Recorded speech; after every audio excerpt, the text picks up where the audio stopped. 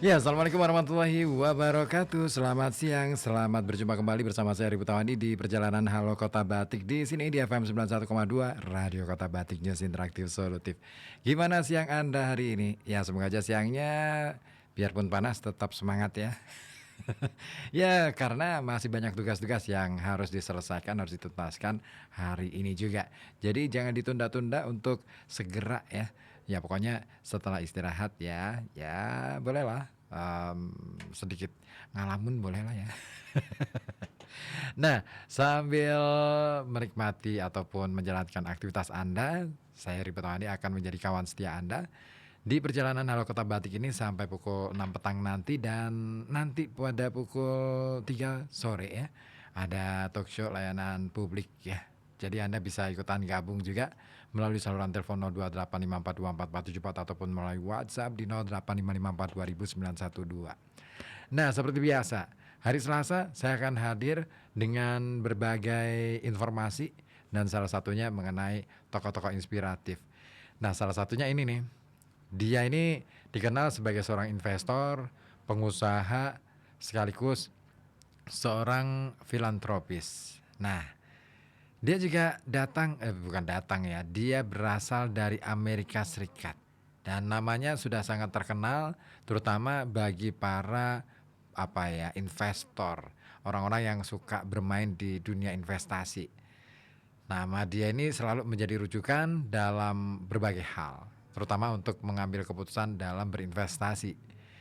Nah, pernah saya baca buku yang judulnya The Psychology of Money, karyanya Morgan Housel. Nama beliau ini rupa-rupanya kerap disebut dan menjadi istilahnya menjadi referensi tentang bagaimana mengelola keuangan, tentang bagaimana kemudian berinvestasi yang tidak bikin kita itu deg-degan melulu gitu kan, karena harga saham yang naik turun, terus suku bunga yang kadangkala anjlok dan lain sebagainya. Nah, nama dia ini kerap dikutip atau direferensikan oleh Morgan Housel sebagai sosok yang panutan lah ya, panutan dalam dunia investasi. Siapa dia? Ya, Warren Buffett. Nah, dia ini lahir tanggal 30 Agustus tahun 1930. Dan dia ini boleh dibilang orang sukses dalam pengelolaan keuangan. Nah, selain sebagai seorang pengusaha, investor, filantropis ya, dia juga dikenal sebagai seorang komisaris, direktur utama sekaligus pemegang saham terbesar di Berkshire Hathaway. Nah, dia adalah orang terkaya ketiga ya di dunia pada tahun 2015 versi Forbes, ya majalah Forbes. Nah, sementara majalah Times juga memasukkan Buffett sebagai salah satu orang paling berpengaruh di dunia, terutama di dunia investasi pada tahun 2012. Dia ini sering banget disebut sebagai Wizard of Omaha atau penyihir dari Omaha, atau juga sebutan lainnya lagi julukan dia Oracle of Omaha, peramal dari Omaha. Ya, memang ya kalau kita bicara yang istilah yang satu ini, julukan yang satu ini Oracle of Omaha, beliau ini tokoh yang sangat ya kalau saya ingat apa yang ditulis oleh Morgan Housel, dia ini sangat jeli di dalam melihat bagaimana peluang dan peluang naik turunnya saham ya, harga saham. Nah, dan dia kurasi investasi yang dilakukan ini dilakukan oleh Buffett biasanya sangat-sangat dinanti-nanti dan juga sangat-sangat dianggap sebagai penilaiannya ataupun prediksinya dinilai akurat. Nah, dia ini juga dikenal karena kesetiaannya pada metode investasi atau metodenya adalah value investing. Nah, dan untuk gaya hidupnya yang frugal, meskipun memiliki kekayaan yang begitu besar, Buffett ini juga dilihat ya sebagai sosok filantropis yang sangat berdedikasi tinggi. Dan dia juga pernah bersumpah akan menyumbangkan 99% kekayaannya untuk keperluan-keperluan filantropi. Mayoritas via Gates Foundation. Jadi Buffett ini temenan ya. Ya CS-an lah ya dengan Gates. Iya, dua orang ini luar biasa ya di dunia ini. Gates punya begitu banyak, dia punya yayasan ya, Gates Foundation. Dan ya, yang terakhir ini kan Gates datang ke Indonesia untuk kemudian memberikan sumbangan ya, untuk vaksin TBC. Dan nantinya ada bonus nih kalau misalkan program itu terrealisasikan, dalam beberapa informasi beberapa hari yang lalu ya. Nah, sementara itu kawan, kita kembali kepada Buffett. Pada tanggal 11 April 2012, Buffett ini ternyata didiagnosis menderita kanker prostat, tapi berhasil sembuh pada September 2012. Dia juga aktif berkontribusi pada urusan politik seperti memberikan dukungan kepada pada waktu itu Hillary Clinton sebagai kandidat presiden dari Partai Demokrat untuk Pilpres di Amerika Serikat tahun 2016 lalu. Nah, dia memang ya lahir di Omaha, Nebraska, dari garis keturunan bangsa Perancis. Jadi dia adalah anak kedua dari 3 bersaudara serta putra satu-satunya dari Leila dan anggota DPR Amerika Howard Buffett. Nah, Buffett ini memulai pendidikannya dengan belajar dari SD ya di Rose Hill pada tahun 42. Ayahnya juga terpilih untuk kali pertamanya, kemudian 4 kali berturut-turut menjadi anggota DPR Amerika Serikat. Dan Warren Buffett ini kemudian melanjutkan pendidikan ke SMP di Ellisdale, kemudian lulus dari SMA Woodrow Wilson pada tahun 1947, dan pada buku tahunannya keterangan untuknya adalah menyukai matematika, calon pialang saham. Jadi rapotnya itu bunyinya gitu ya. Menyukai matematika, calon pialang saham. Wah, pantesan dia punya prediksi-prediksi yang jitu ya, dan selalu dinanti-nanti prediksi dari Buffett ini. Ya, Buffett ini memperlihatkan ketertarikan yang besar pada bisnis dan investasi pada umur yang sangat muda, dan salah satu bisnis awalnya adalah menjual permen karet. Wow, hanya permen karet ya. Diawali dari menjual permen karet, kemudian minuman bersoda yang namanya di mana-mana gitu kan. Terus kemudian juga majalah mingguan dari pintu ke pintu jualan. Jadi kayak loper koran gitu zaman itu ya. Tentu kita kalau lihat film-film, nonton film-film barat ya di Amerika itu kan ada tuh adegan, pasti ada adegan ketika terutama film-film drama ya, selalu ada adegan anak kecil yang naik sepeda gitu kan, keliling ke perumahan gitu kan, terus akhirnya melempar koran ataupun majalah ke halaman para pelanggannya. Nah, Buffett itu pernah bekerja seperti itu sebagai peloper koran di usia mudanya ya. Dia juga pernah bekerja di toko kelontong milik kakeknya.